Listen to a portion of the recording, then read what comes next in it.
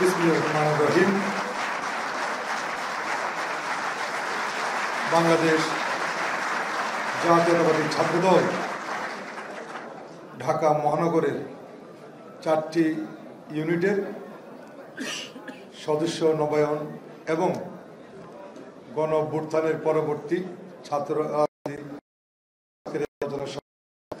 সংগ্রামী সভাপতি, ঢাকা বিশ্ববিদ্যালয়ের একজন মেধাবী ছাত্র, যিনি এই ফ্যাসিবাদ মুক্ত বাংলাদেশ প্রতিষ্ঠায় জাতীয়তাবাদী ছাত্রদলকে অত্যন্ত সুন্দরভাবে নেতৃত্ব দিয়ে এই দেশকে ফ্যাসিবাদ মুক্ত করার জন্য পরিশ্রম করেছেন আমার সেই প্রিয় ছোট ভাই রাকিবুল ইসলাম রাকিব।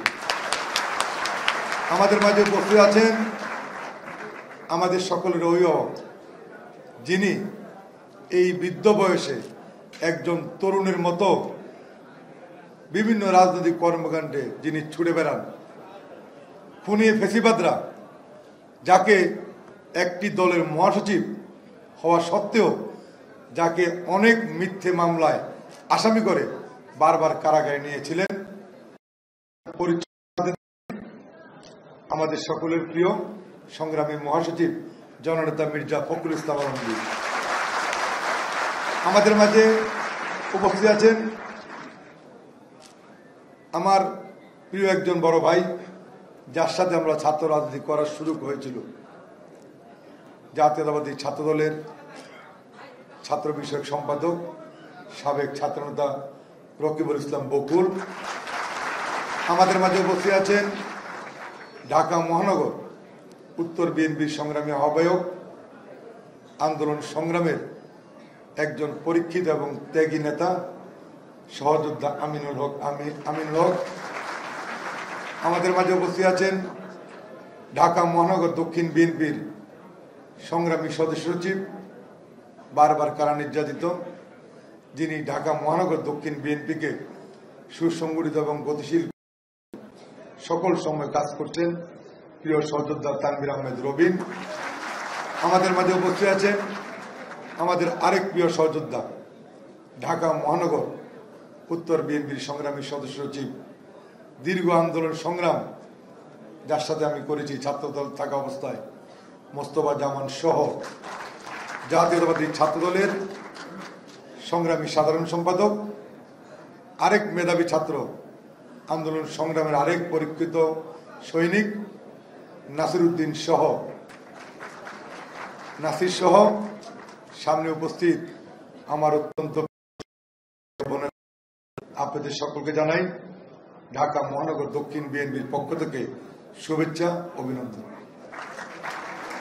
আজকে অনেকদিন পর ঢাকা মহানগর এরকম একটা অনুষ্ঠানে আমরা এসেছি, আসলে নিজের কাছে অনেক ভালো লাগছে। কারণ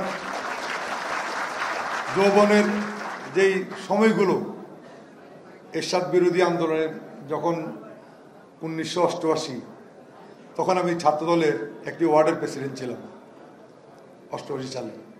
এরপর এরশাদ বিরোধী আন্দোলন, এরপর আস্তে আস্তে করে থানা মহানগর প্রায় এক যুগ ছাত্র রাজনীতি করার সুযোগ হয়েছিল।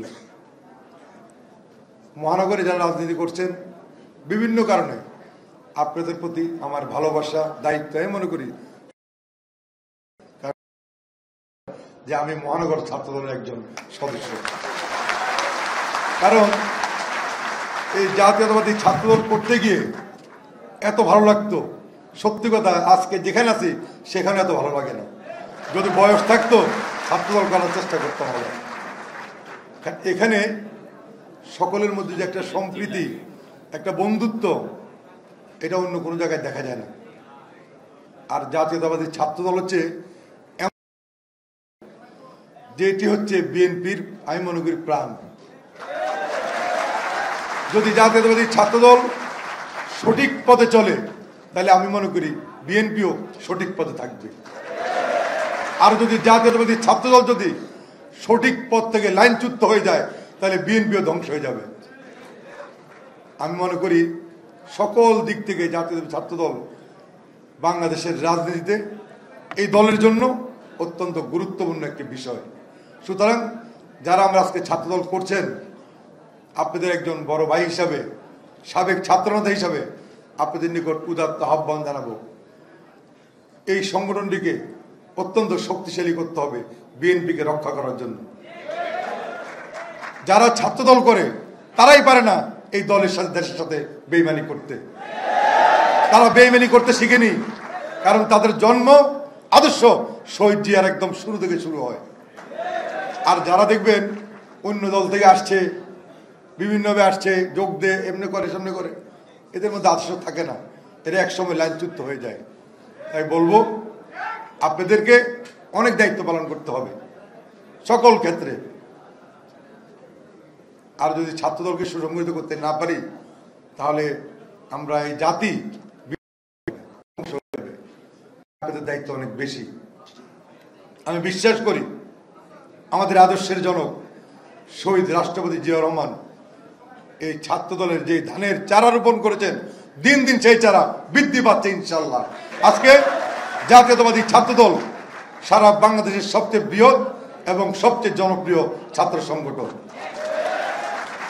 বাংলাদেশের যখনই দুর্দিন এসেছে, যখনই গণতন্ত্র রক্ষার জন্য আন্দোলনের ডাক এসেছে, যখন এই দেশের স্বাধীনতা সার্বভৌমত্বকে রক্ষার জন্য ডাক এসেছে, আমরা দেখেছি এই ছাত্রদলের সহযোদ্ধারা হাসতে হাসতে দেশের জন্য নিজের জীবন বিলিয়ে দেবে বন্ধুরা, যা অন্য কারো দ্বারা সম্ভব নয়।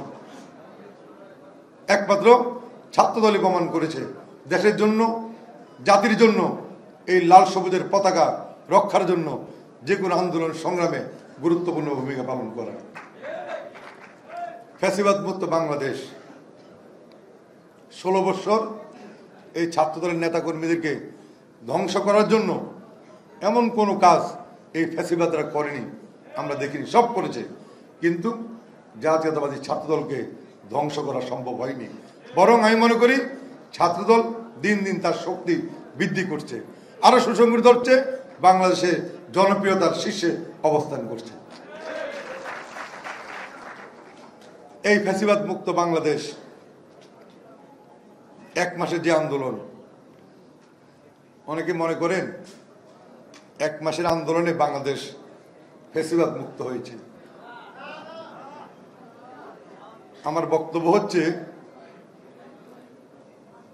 1 মাসের আন্দোলনে বাংলাদেশ ফ্যাসিবাদ মুক্ত হয় নাই। আর যদি 1 মাসের আন্দোলনে বাংলাদেশ ফ্যাসিবাদ মুক্ত হয়, তাহলে সেখানে সবচেয়ে বেশি অবদান হচ্ছে শহীদ জিয়া আদর্শের সৈনিকদের, এই ছাত্রদলের নেতাকর্মীদের। যেখানে টানবেন, যে ইতিহাসে টানবেন, সেখানে ছাত্রদলের ভূমিকাকে বাদ দিয়ে বাংলাদেশের কোন ইতিহাস কখনো রচনা করা সম্ভব হয় না। প্রিয় বন্ধুরা,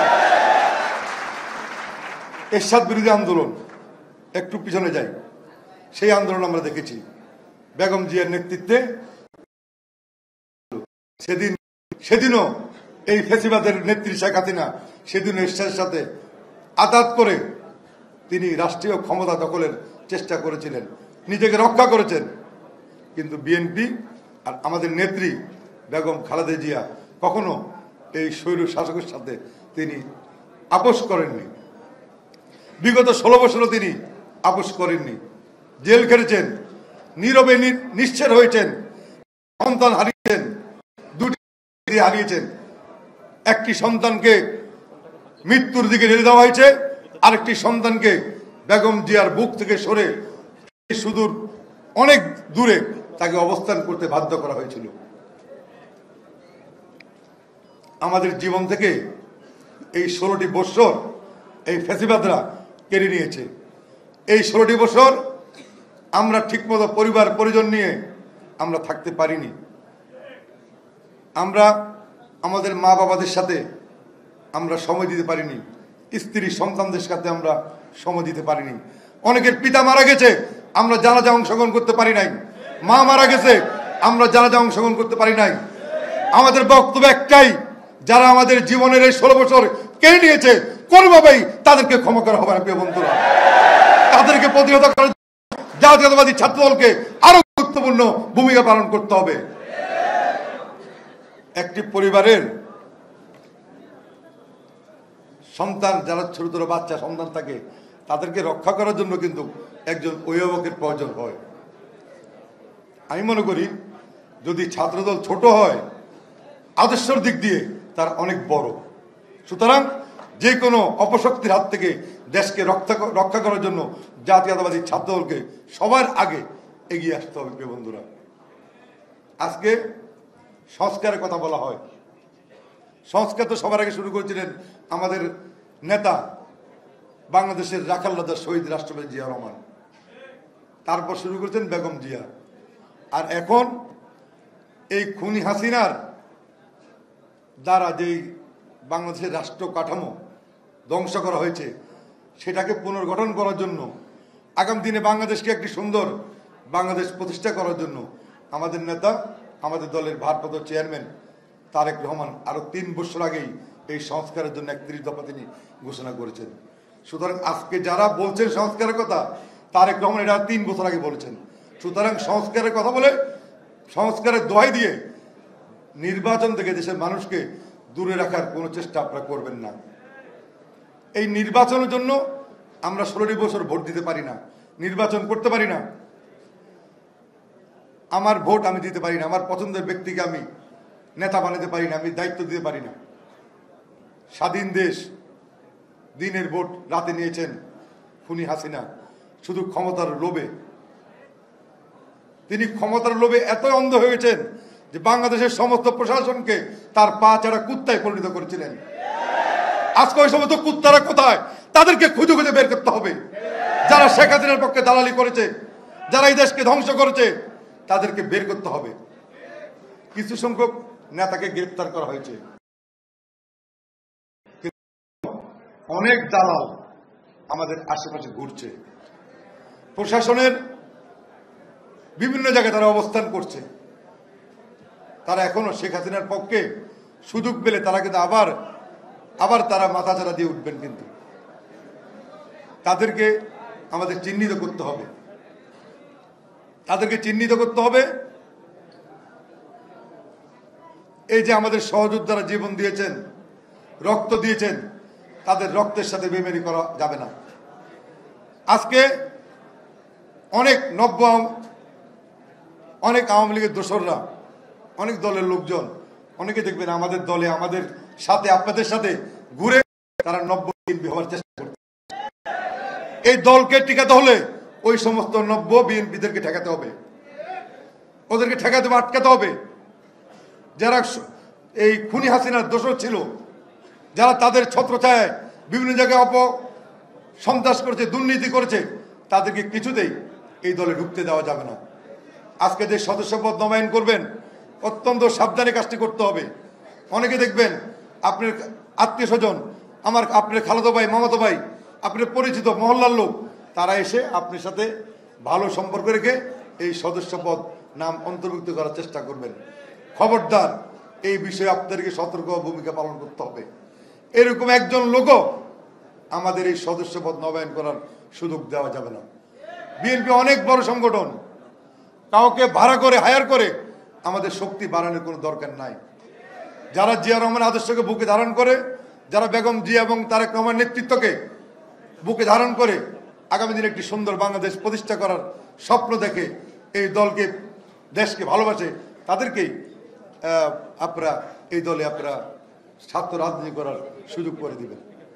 তাই প্রিয় বন্ধুরা, আজকের বক্তব্য দীর্ঘায়িত করব না।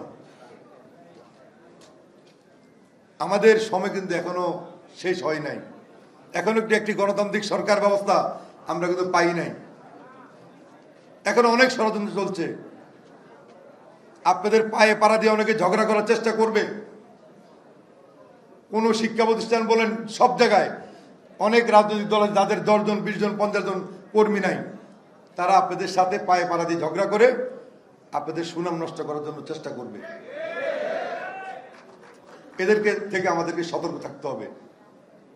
আর বিএনপি এমন একটি দল, আমাদের নেতা ছিল স্বাধীনতার মহান ঘোষক, যিনি নিজের স্বাধীনতার যুদ্ধে সরাসরি যুদ্ধ করেছেন। আর অনেক দলের নেতারা ভারতে অনেকে পালিয়েছিলেন, আবার অনেক দলের নেতারা এই যুদ্ধের বিরোধিতা করেছিলেন। তারা আজকে দেশপ্রেমিক শাস্তি চায়। যারা এই দেশের পতাকা নিয়ে বিরোধিতা করেছে, তারা যদি আজকে এই দেশের দেশপ্রেমিক শাস্তি চায়, ওই সমস্ত লোকদেরকে আমাদের চিহ্নিত করতে হবে। এরা কারা? এদের থেকে আমাদেরকে সাবধানে থাকতে হবে।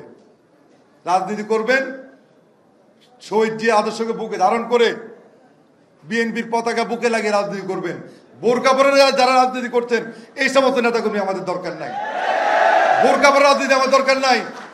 যারা ছাত্রলীগের কমিটি থেকে রাজনীতি করেছেন এই সমস্ত রাজনীতিবিদ বাংলাদেশে আছে, চিন্তা করলে মনে হয় নিজে রাজনীতি ছেড়ে দিই। ছাত্রদল করব, ওপেন ছাত্রদল করব। ছাত্রদল কমিটিতে ঢুকবেন, রাজনীতি করবেন। আর এখন দেশে গণতন্ত্র আসছে, এখন আপনারা সবাই এই গণতন্ত্রের নায়ক হয়ে গেছেন। আপনাদেরকে বলবো রাজনীতি সুন্দরভাবে করেন, আর আপনাদের নেতাদেরকেও বলবো যে আপনাদেরকে যেন সুন্দরভাবে রাজনীতি শিখায়। বোরকা পরে আন্ডারগ্রাউন্ডের রাজনীতি বাংলাদেশে চলে না, এই রাজনীতি বাংলাদেশে নাই। আর আপনাদের শক্তি যাতে আমাদের কোন সহকর্মীকে হাত দিতে না পারে সেই জন্য সকলকে ঐক্যবদ্ধ থাকতে হবে। দেশের প্রয়োজনে আবার সুষ্ঠু নির্বাচন, একটি গণতান্ত্রিক সরকার প্রতিষ্ঠার জন্য যদি তারেক রহমান আন্দোলন সংগ্রামের ডাক দেয়, আমরা বিএনপি সহ আপনারা সকলেই ঐক্যবদ্ধ হবে তারেক রহমানের নেতৃত্বে আবার রাজপথে ঝাঁপিয়ে পড়ব, একটি সুন্দর সরকার প্রতিষ্ঠা করব।